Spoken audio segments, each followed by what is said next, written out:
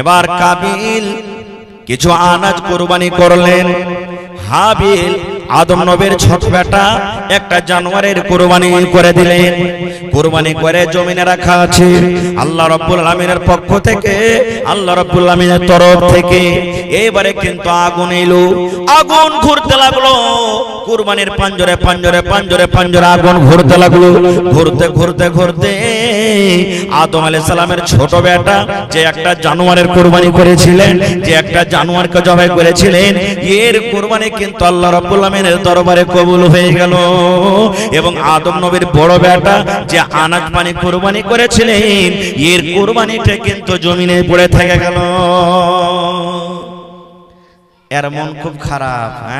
আমার বেইজ্জতি হয়ে গেল, আমার কুরবানি কবুল হলো না, ছোট ভাইয়ের কুরবানি এই কবুল হয়ে গেল। এই দেখেন শয়তান নিজের চাল চালাইতে লেগেছে। এখন দেখেন শয়তান কাবিলের ভিতরে কথা দিতে লেগেছে, এর খ্যাপা তুই তো বড় রে বেইজ্জতি হয়ে গেলি, কি দেখছিস, হটিয়ে দেখ রাস্তা থেকে, সাফ করে দেখ, হটিয়ে দে। বন্ধুরে আমার, এবার আদম নবীর বড় বেটা কাবিল রাগ করে নিজের ছোট ভাইকে মারতে শুরু করে দিলেন। মারতে লাগলেন, তোকে দুনিয়াতে রাখবো না, তোর কুরবানি কবুল হয়ে গেল, আমার হলো না, তোকে দুনিয়াতে রাখবো না, তোকে মারতে মারতে শেষ করে দিব। যেমনি মারতে যায়, এবারে হাবিল তখন বলছেন, আদম নবীর ছোট বেটা, ভাই রে, আমি তোমার থেকে ছোট, আমার বয়স হলো কম, তুমি আমার থেকে বড়, তুমি হইলে আমার বড় ভাই, তুমি যদি আমাকে মারতে মারতে মারতে মারতে মারতে মারতে মেরে শেষ করে দাও, আমি মরে যাব, দুনিয়া থেকে শেষ হয়ে যাব, কিন্তু আমি তোমাকে মারবো না, তোমার গায়ে আমি হাত তুলবো না, তুমি আমাকে মেরে দাও, তুমি আমাকে শেষ করে দাও, যত তুমি আমাকে মারো কেন, আমি কিন্তু তোমার গায়ে হাত তুলবো না, তোমাকে আমি মারবো না। আল্লাহ রাসূল বলেছেন, মারতে মারতে মারতে মারতে কাবিল ছোট ভাইকে নিজের কিন্তু মার্ডার করে দিলেন। মার্ডার হয়ে গেল। নবী বলেছেন, দুনিয়াতে সর্বপ্রথম মানুষের মত হলো কার? মানে হাবিলের। দুনিয়াতে হাবিলের আগে কোনো মানুষ আর মরেনি, এটা ভালোভাবে শিখালেন।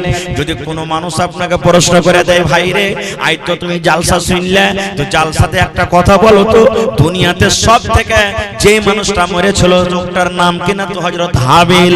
কিভাবে মত হয়েছিল? না তো বড় ভাই কাবিল ওকে মারতে মারতে মারতে মারতে শেষ করে দিয়েছে।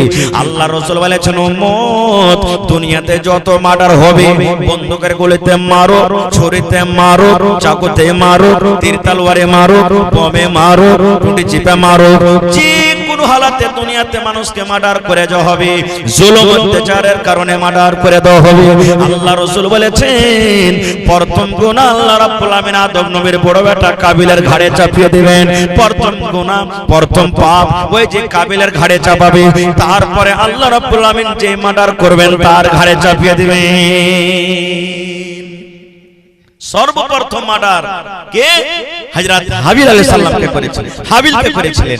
ভাই মুসলমান, এবারে মানুষ তো এর আগে মরেনি, মেরে তো দিলে ভাইকে, ভিতরে আফসোস চলে এলো, আল্লাহ কি করনু, রাগের সময়তে মানুষ মার্ডার করে দিচ্ছে।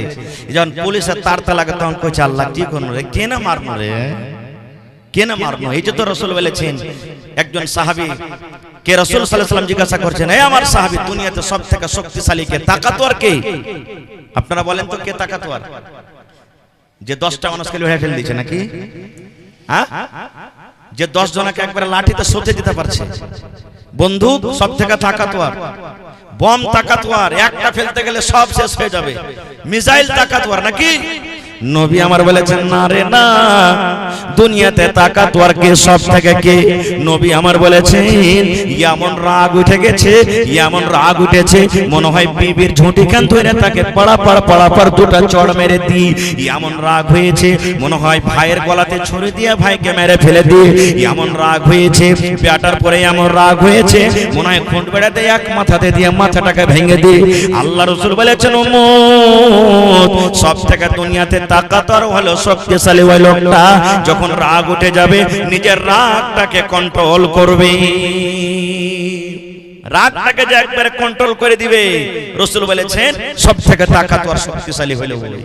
আমার ভাইরা দেখেন কত ভাই এমন আছেন, বিবি যদি একটু উল্টা পাল্টা করে ও তো মানুষ করবে, খুঁট বেড়ে নেবে, লাঠি নেবে, আর বলে হালের বেটি হালে হট তোকে বাড়তে ছোব না, মারতে মারতে মারতে ওর ঝুঁটিকে ধরে হটাইতে হটাইতে বাহির করে দিবে রোড থেকে, আর দুয়ারে বসে করে বাড়িতে খালি সামনে ডক্টর কাঠ খড়াকে ঝরিয়ে দেবে। রাসূল বলেছেন কেন তুমি এরকম করছো তোমার বিবিকে? তুমি ওকে রাগ করে বাড়ি থেকে বাহির করে দিলে, ও যদি কোহরের সাথে পালিয়ে যায়, ও যদি কোহর কোনো মানুষের হাত খানটাকে ধরে নেয়, ওর পরে যদি কেউ হামলা করে দেয়, তাহলে পাপটা যে তোমারই হবে। দ্বিতীয় কথা রাসূল বলেছেন তুমি যখন মারবে তা আদবের মার মারো, বেআদবের কেন মার মারছো? ওর চেহারাতে মারিও না, গালখানে মারিও না। তুমি এখন রাগ করে মেরে দাগ ফেলে দিলে, আর 1 ঘন্টা 2 ঘন্টা পর তোমার রাগটা যখন ঠান্ডা হবে তখন তুমি যে পস্তাইবে, বেকার তোকে মারনো রে, দেখতে কত গালখানে দাগ পড়ে গেছে, মুখখানে দাগ পড়ে গেছে। রাসূল বলছেন যে না, ওর চেহারাতে তুমি মারিও না। কিন্তু আমরা কি বুঝছি ভাই, মারতে যখন লাগছে ওরে আল্লাহ 4-5 বাড়ির মানুষ এসে জমা হচ্ছে, এত জোরে জোরে মারছে। আর কত মা খালায় এমন আছে লক্কলি লাগানি, একটু আর পুরুষ খালি যদি ডাঁটে কিনা তো এমন করে চিল্লাবে যে কি হয়ে গেল, এরকম আছে কোনো মা খালা না। ভাই আমার মার্ডার হয়ে গেল, আর মাটি দিবে কেন কেন? কারণ মানুষ তো এর আগে মরেনি। আমরা তো জানছি যে মানুষ মরতে গেলে ওকে মাটি দিতে হবে। বেয়াদবি হলে মাফ করবেন। আজকে আমাদের সমাজে এমন হয়েছে, গ্রামে যদি মাইয়া থেকে যাই তো মুখ দেখাটা কি করবো, হবে ওইটা যে ওয়ার মডেলের পঞ্চায়েত, তো আমরা কেন কবর খুঁড়তে যাবো? ওয়ার মডেলের পঞ্চায়েত আছে তো ও যাবে কবর খুঁড়তে। এই দেখেন না, মডেল পঞ্চায়েত এটা আমরা না করেছি ভাই, আমরা না দুনিয়াতে এটা করেছি, আল্লাহ আল্লাহ রাসূল তো করে জানেন। আমি আগে আপনার আমি মুসলমান মুসলমান মুসলমান ভাই। কত ভাই আছেন এখন পর্যন্ত ধোয়াইতে জানে না, মাইয়া ধোয়াইতে জানে না। কত ভাই আছেন কবর খুঁড়তে জানে না যে কবরটা কিভাবে খুঁড়তে হয়, কারণ আগে আসে না, শিখে না। কাবিল কিন্তু দিশাহারা হয়ে গেল, আল্লাহ কি করব? লাশটাকে কোলে করে ঘাড়ে করে নিয়ে খালি বিয়ে বাড়ে পাগলের মতন, আল্লাহ কি করব? এই লাশটাকে কি করব? এ ভাই মুসলমান, আল্লাহ রাব্বুল আলামিন দুটা পাখিকে পাঠিয়ে দিলেন। কি পাঠাইলেন? দুটা পাখিকে পাঠিয়ে দিলেন। কাবিল ছোট ভাই হাবিলের লাশ নিয়ে বসে আছেন। এবার পাখি দুটা সামনে দিকে আছে, সামনে দিকে পাখি লড়াই করতে লাগলো। আদম নবীর বড় বেটা কিন্তু দেখছে পাখিতে লড়াই করছে। লড়াই করতে করতে করতে করতে করতে আল্লাহ রাসূল বলেছেন একটা পাখি আরেকটা পাখি কিন্তু মার্ডার করে দিল, একটা পাখি মরে গেল। যখন পাখিটা মরে গেল, যে পাখিটা মেরে দিল ওই পাখিটা নিজের লোলে, নিজের চোঁচে কিংবা নিজের পায়ে পাখাতে এরকম ভাবে মাটি হটিয়ে হটিয়ে হটিয়ে হটিয়ে সুন্দর করে ওই মরা পাখিটাকে ওই জায়গাতে দফন করে চলে গেল। এবারে তখন কাবিল জানতে বলল, আল্লাহ রে, মানুষ যখন মরে যায় এরকম ভাবে তাকে জমিনে দফন করতে হয়, এরকম ভাবে জমিনে দফন করতে হয়। আরে আমি কত খেপা মানুষ, আমি কত পাগলা মানুষ, নিজের ভাইকে আমি মেরে দিয়ে, নিজের ভাইকে আমি মার্ডার করে দিয়া আমি দফন করতে জানলাম না, আর আমার সামনে দুটা পাখি এসে কিভাবে দফন করে চলে গেল। ভাই মুসলমান দেখলেন, তাহলে সর্বপ্রথম কুরবানি করেছিলেন কে? হাবিল আর কাবিল।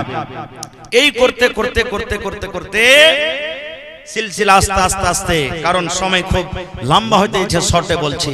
এবার যখন ইব্রাহিম নবীর জামানা চলে এলো, ইব্রাহিম নবীর ৮০-৮৫ বছর বয়স হয়ে গেছে ভাই, একটা ছেলে পিলা হয়নি, একটা সন্তান হয়নি। আজ যদি আমাকে 10 বছর 5 বছর বিয়ে শাদী হয়ে যায়, ছেলে পিলা না হয়তো কোনঠে না যাব না, কত পীর বাবার কাছে যাব, কোন গাছের তলাতে যাব, কোন মন্দিরের কাছে যাব, কোনঠে যাব, হে আঁচল পাইতে পাইতে দোয়া করবো, আল্লাহ তুমি একটা ছেলে দাও। আল্লাহ, আল্লাহ ঠোঁট মোটা হয় তা চলবে, কান কাটা হয় তা চলবে, দাঁত ভাঙা হয় তা চলবে, কিন্তু আল্লাহ ছেলে দাও। হা হা হা, এটা বল দোয়া।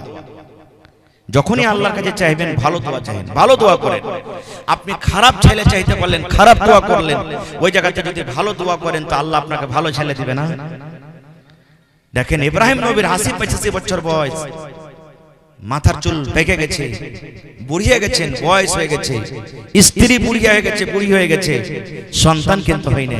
কিন্তু আল্লাহর জাত, আল্লাহর রহমত থেকে কোনোদিন নিরাশ হয়ে যায়নি। এত বয়সে দোয়া করছেন আল্লাহর কাছে, কি জানেন? রব্বে হাবলি মিনাস সালিহিন, আল্লাহ তুমি একটা নেককার বেটা দাও আল্লাহ আমাকে, আল্লাহ সালেহ বেটা দাও আল্লাহ, আল্লাহ নেককার বেটা বেটি দাও। আমরা তো দোয়া করছি আল্লাহ বেটা বেটি দাও, কিন্তু নেককার বেটা বেটি দাও এটা দোয়া করি না। না, দোয়া করতে হবে। আওলাদ যখন সন্তান পেটে থাকবে আপনাকে দোয়া করতে হবে, আল্লাহ আমার স্ত্রীর পেটে যেটা সন্তান হবে আল্লাহ সন্তানটা তুমি নেককার করিও, আল্লাহ বেটা হোক বেটি হোক আল্লাহ তুমি নেককার করিও, দিনদার করিও আল্লাহ, আল্লাহ যত ইমানদার হয়, মুনাফিক না হয়, আল্লাহ চোর ডাকাত লুচ্চা লাফাঙ্গা না হয়, এরকম ভাবে আপনাকে দোয়া করতে হবে। যেদিন বিবির সাথে আপনি মিলামিশা করবেন সেদিন আপনাকে দোয়া পড়তে হবে, বিসমিল্লাহি আল্লাহুম্মা জান্নিবনা শাইতান ওয়া জান্নিবিশ শাইতানা মা রাযাকতানা। এই দোয়া পড়ে আপনাকে বিবির সাথে মিলামিশা করতে হবে। কিন্তু আমরা দুয়া ঠুয়া কি জানি, কয়টা লোক পড়েছি আমরা। খায়ের যাও, ইব্রাহিম নবী দোয়া করছে, আল্লাহ তুমি আমাকে একটা সালেহ নেককার ছেলে দাও আল্লাহ। আল্লাহ রাব্বুল আলামিন ইব্রাহিম নবীকে তখন আল্লাহ রাব্বুল আলামিন খবর দিয়ে দিলেন, খুশখবরি দিয়ে দিলেন, ফাবাশশারনাহু বিগুলামিন হালিম। হে ইব্রাহিম তুমি আমার কাছে নেককার ছেলে চাইলে, তুমি আমার কাছে সালেহ ছেলে চাইলে, তুমি আমার কাছে দিনদার ছেলে চাইলে। ইব্রাহিম আমি আল্লাহ রাব্বুল আলামিন তোমাকে আমি সন্তান দিলাম। কেমন সন্তান দিলাম? তোমার ছেলেটা তো নেককার হবে, তোমার ছেলেটা তো দিনদার হবে, তোমার ছেলেটা দিনদার হবে, তোমার ছেলেটা নেককার হবে। তার সাথে সাথে আল্লাহ বলেন হালিম, তোমার ছেলেকে আমি হুঁশিয়ার করে আমি দুনিয়াতে তোমাকে খুশখবরি দিলাম। তোমার ছেলেটা চালাক খুব হবে, হুঁশিয়ার হবে। আর আমারকে ছেলে পেলে যদি খালি একটা খালি কহে দেয় গোরে গোরে মুখরাতে কালা কালা চশমা, যে আমারকে ছেলে আব্দুল্লাহর নেক মাথা কত টেক্কাবে, কত গান কইতে পারছে। এই দেখেন এটা আমরা টেক্কা মনে করছি, হুঁশিয়ার মনে করছি না।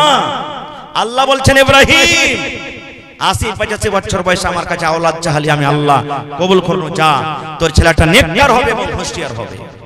খায়ের যা হোক, লম্বা ঘটনা ছোট করে আমি বলছি কাইটে। দুনিয়াতে সন্তান হয়ে গেল, দুনিয়াতে যখন সন্তান হয়ে গেল তার নাম রাখা হলো ইসমাইল। সে একজন নবী দুনিয়াতে গুজরেছেন, ইসমাইল আলাইহিস সালাম। ওর মায়ের নাম হলো কি? বিবি হাজেরা। ইব্রাহিম নবীর দুজন স্ত্রী ছিলেন, বড় স্ত্রীর নাম সারা আলাইহিস সালাম আর ছোট স্ত্রীর নাম কি? হাজেরা আলাইহিস সালাম। তো বিবি হাজেরার পেট থেকে সন্তান হলো কে? ইসমাইল নবী। এবার আল্লাহ তাআলা তাকে আদেশ করলেন, ইব্রাহিম তোমার বিবিকে এবং তোমার বাচ্চাটাকে তুমি বাড়িতে রাখিও না। কোথায় রাখবে? এমন জায়গাতে তুমি রেখেছো যেখানে কোনো গাছপালা নাই, গা গ্রাম নাই, পানি নাই, লোকজন মানুষটানো কিছু নাই, এরকম তুমি জায়গাতে রেখেছো। সেই জায়গাটা কি? কাবা শরীফ। কাবা শরীফ তখন মাটিতে একবারে বরাবর হয়েছিল, ভেঙে চুরে বোঝা যাচ্ছিল না যে জায়গাতে কাবা শরীফ ছিল, ঘর ছিল, একবারে মাটিতে ভেঙে বরাবর হয়েছিল। আল্লাহর আদেশে এক কলসি পানি আর অল্প কিছু খাজুর, ইব্রাহিম নবী একটা উঠে চাপলেন আর হাজেরা এবং ইসমাইল মা বেটা এক উঠে চাপলেন আর দিয়ে হাঁটতে লাগলেন। এখন কয়েকদিন থেকে রোদ পড়ছে না, পড়ে না? জোরে বলেন। অন্য দিন থেকে আজকের দিনটা খুব ভালো গেল নাকি?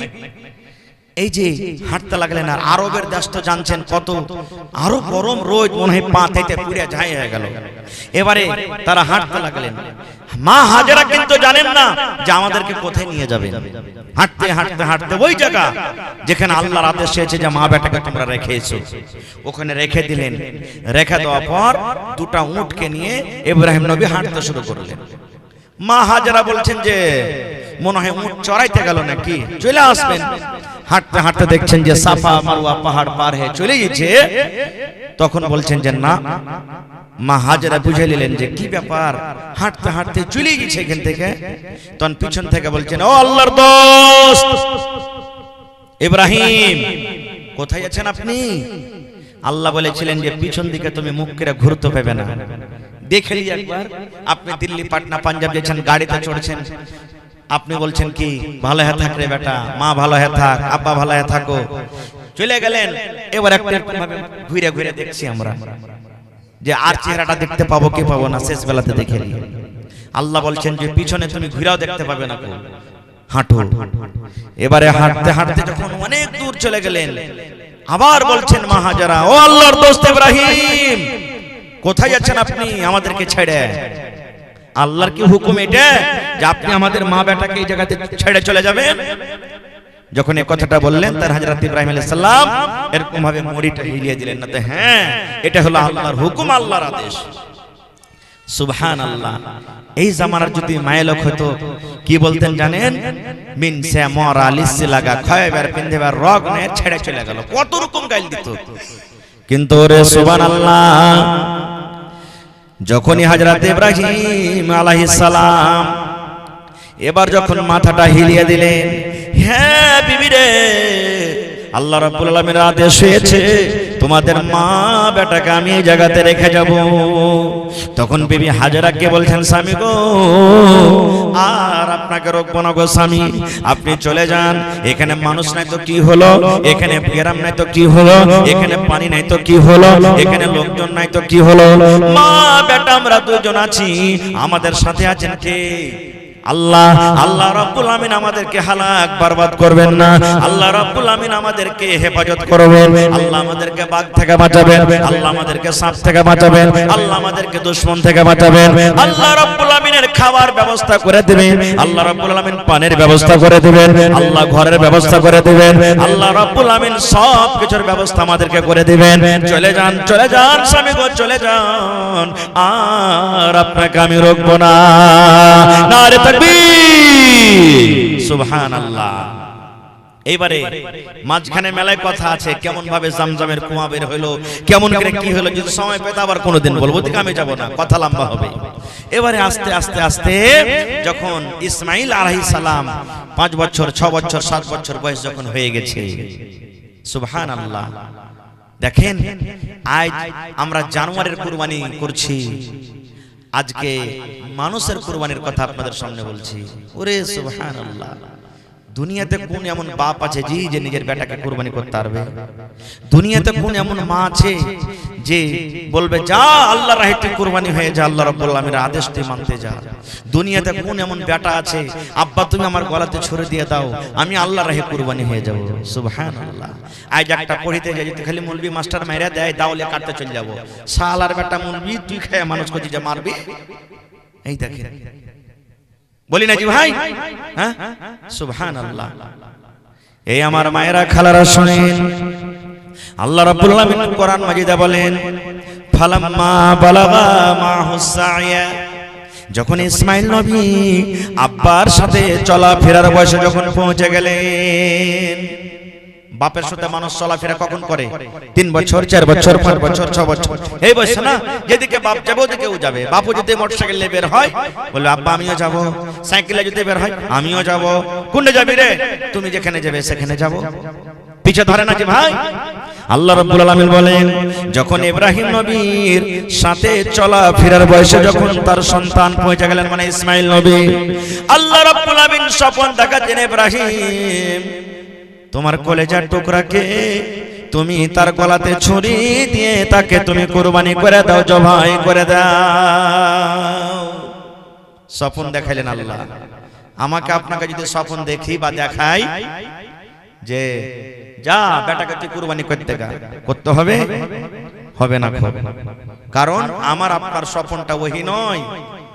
কিন্তু নবীরাকে আল্লাহ স্বপ্নের মাধ্যমে ওহী করতেন। নবীরা যেটা স্বপ্ন দেখলে এটা আল্লাহ রাব্বুল আলামিনের পক্ষ থেকে। এবারে হযরত ইব্রাহিম আলাইহিস সালাম যখন স্বপ্ন দেখে নিলেন, আল্লাহ রাব্বুল আমিন আমাকে বেটা কুরবানি করতে বলছেন। ওরে সুবহানাল্লাহ, কেন বেটার কুরবানি করতে বললেন?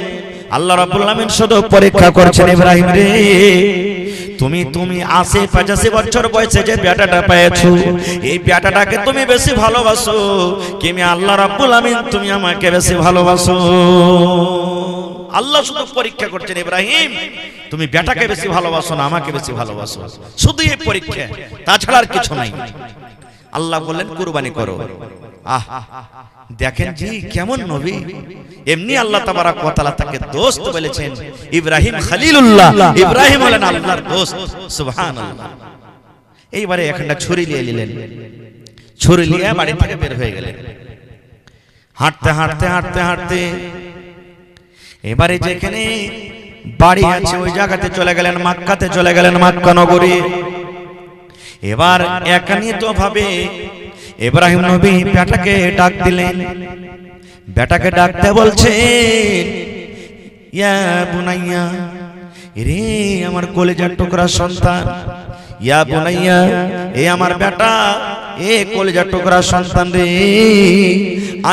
আমি আল্লাহ রাব্বুল আমিনের পক্ষ থেকে স্বপ্ন দেখেছি। আল্লাহ আমাকে স্বপ্ন দেখাচ্ছেন যে আমি যেন তোমাকে জবাই করছি, তোমাকে কোরবানি করছি। ফানজুর মাজা তারা, হে ইসমাইল, তোমার কি রায়, তোমার কি মাশওয়ারা, তুমি কি বলছো বেটা বলো। বেটা, আল্লাহর আদেশ হয়েছে আমি যেন তোমার গলাতে ছুরি দিয়ে তোমাকে জবাই করছি, তোমাকে আমি কুরবানি করছি। বেটা, তোমার রায় কি, মাশওয়ারা কি বলো তো। এই জন্য একজন বলছেন, বাপ কা বেটা सरस का घोड़ा कुछ नहीं तो थोड़ा थोड़ा। যেমন হযরত ইব্রাহিম আলাইহিস সালাম বেটাকে বললেন, বেটা রে, আল্লাহ রাব্বুল আমিনের পক্ষ থেকে আমাকে হুকুম করেছেন রে বেটা, আমি স্বপ্নের মাধ্যমে আল্লাহ আমাকে দেখাচ্ছেন, আদেশ করেছেন যেন তোমার গলাতে আমি ছুরি দিয়ে তোমাকে জবাই করছি। বেটা, তুমি কুরবানি হবে কি হবে না, ধন রে বল, তুমি আল্লাহর কথাটা মানবে কি মানবে না। তোমাকে আমি জবাই করতে নিয়ে যাব মিনার মাঠে, তুমি আমার হাত দিয়ে তুমি কুরবানি হবে কি হবে না। এ আমার ভাইরা মায়েরা খালারা শুনি, যেমনই কথা হযরত ইসমাঈল আলাইহিস সালাম শুনলেন, আব্বাকে বলছেন, আল্লাহর কোরআন বলছেন, দেখেন আমার কথা নয়, ইয়া বাতিফাল মা তুমার সাতাজদুনি ইনশাআল্লাহু মিনাস সাবিরিন। আব্বা গো, ইয়া বাতিফাল, হে আমার আব্বা, মা তোমার, আল্লাহ যেটা আপনাকে আদেশ করেছে, হুকুম করেছে, সেটাই করেন। আব্বা গো, যদি আল্লাহর আদেশ হয় যে আমাকে কুরবানি হইতে হবে, আমি আল্লাহর রাহে জবাই হয়ে যাব, কুরবানি হয়ে যাব। আব্বা গো, তুমি আমার গলাতে ছুরি দিয়ে তুমি আমাকে জবাই করে দাও, আমি কুরবানি হয়ে যাব, জবাই হয়ে যাব। সাতাজাদুনি ইনশাআল্লাহু মিনাস সাবিরিন। আব্বা যখন উট জবাই হয়, উটটা কত ছটপট ছটপট করে, গরু যখন জবাই হয়, গরুটা কত ছটপট ছটপট করে, যখন দুম্বা জবাই হয়, দুম্বাটা কত ছটপট করে। আব্বা যখন ছাগল জবাই হয়, ছাগলটা কত ছটপট করে। যদি ইচ্ছা করলে উটকে যদি বেঁধে না রাখে, গরুটাকে যদি বেঁধে না রাখে, গরুটা শরীর তলা থেকে পালিয়ে যাবে। হযরত ইসমাঈল বলছেন, আব্বা, আমি ওই জানোয়ারের মতন হব না, আমি তোমার শরীর তলা থেকে পালিয়ে যাব না, আমি ছটপট ছটপট করব না, আমি হাত হিলাবো না, পা আমি হিলাবো না, মুড়িটা আমি হিলাবো না। আব্বা, তুমি আমার গলাতে ছুরি দিয়ে জবাই করে দাও, আমাকে তুমি ধৈর্যশীল পাবে, আমাকে তুমি সবরকারী পাবে, আল্লাহর রাহে আমি কুরবানি হয়ে যাও, জবাই করে দাও। ওরে সুবহানাল্লাহ। তাহলে বাপও রাজি, বেটাও রাজি। আল্লাহ কোরআনে বলেন, ফালাম্মা আসলামা, বাপ বেটা যখন রাজি হয়ে গেল, আল্লাহ নিজে বলছেন, হে রে দুনিয়ার মানুষ, আমি আল্লাহ রাব্বুল আমিন ইব্রাহিম নবীকে কুরবানি করতে বললাম বেটাকে। এবার ইব্রাহিম নবী নিজের বেটাকে বললেন, বেটাও রাজি হয়ে গেল। বাপ কুরবানি করবে বলে রাজি হয়ে গেল, বেটা কুরবানি হবে বলে রাজি হয়ে গেল। আল্লাহ বলেন, ফালাম্মা আসলামা, যখন বাপ বেটা দুজন রাজি হয়ে গেল, ওয়াতাল্লাহু লিল জাবিন, এবং তাকে মুখের ভরে যখন দিয়ে দেওয়া হলো, মিনার মাঠা দিলে চলে গেলেন। মেলায় মাঝখানে ঘটনা ঘটলো, আমি ওদিকে যাবো না, শর্টে বলছি। এবারে মিনার মাঠাতে নিয়ে মুআজ্জা হাসানাতে বা অন্য অন্য কোন কিতাবে লিখছেন, সত্য মিথ্যা আল্লাহ জানে, হয়তো মানুষরা বোঝার জন্য লিখেছেন কোন কোন মুসান্নিফ, যে যখন কুরবানি করতে যাবে ওই টাইমে ওই সময়তে ইসমাইল নবী আব্বাকে বলছেন কিছু কথা। কি কথা জানেন? আব্বা গো, যখন আপনি আমাকে কুরবানি করবেন, আপনি নিজের চোখে পাট্টিটা দিয়ে দিবেন, নিজের চোখটাকে বন্ধ করে দিবেন। কেন বন্ধ করবেন? যখন আপনি কুরবানি করতে যাবেন, যখন ছুরিটা আমার গলায় দিতে যাবেন, তখন হয়তো আমার দেখে আপনাকে মায়া লেগে যাবে, দয়া লেগে যাবে। এই জন্য আব্বা জান, আপনি নিজের চোখে পট্টি বেঁধে নেবেন, যেন ছুরিটা ঘুষতে আপনাকে দয়া মায়া না লাগে, আল্লাহর হুকুমটা যেন আপনি পালন করতে পারেন। একটা কথা এটা বলেছিলেন। আর কি বলেছিলেন জানেন? ইসমাইল নবী বলেছিলেন, আব্বা গো, যখন আপনি আমাকে কুরবানি করে বাড়িতে চলে যাবেন, দয়া করে আমার জামা কাপড়গুলো আপনি খুলেলেন। কেন খুলেলেন? মা বাড়িতে আছে, আমার জামা কাপড় যখন আমার মা দেখবে, আমার জামা কাপড়ে রক্ত লেগে আছে, খুন লেগে আছে, হয়তো আমার মাকে দয়া লেগে যাবে, ময়া লেগে যাবে, আমার মা হয়তো কত কানবে আমার জন্য। এই জন্য আব্বা তুমি আমার এই জামা কাপড়কে খুলে দাও। এই ধরনের কিছু কথা বলেছিলেন। আল্লাহু আলাম। ভাই আমার, এবারে ছুরে কিন্তু ঘুষতে যাবে। ওরে সুবহানাল্লাহ। আল্লাহ রাব্বুল আমিনের যত দুনিয়াতে ফেরেশতা আছেন, সব ফেরেশতা কাছে আল্লাহ কি তোমার ইমতিহান, কি তোমার পরীক্ষা। যত দুনিয়াতে জীবজন্তু আছে, ওরে আল্লাহ সবাই কিন্তু আল্লাহ পেরেশান হালাতে আছে। আল্লাহ কি হলো, কেমন তোমার পরীক্ষা? আজকে একটা বাপ নিজের গলাতে ছুরি দিবে, আজকে নিজের বেটা